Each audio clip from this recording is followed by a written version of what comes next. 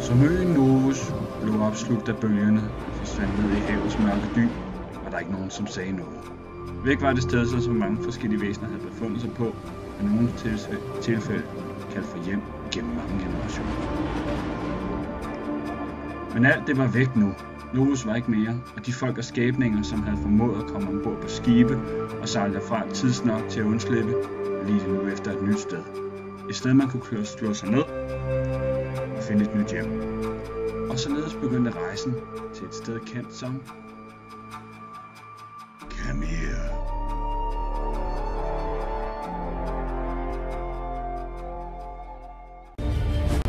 Eos Companions begyndelse.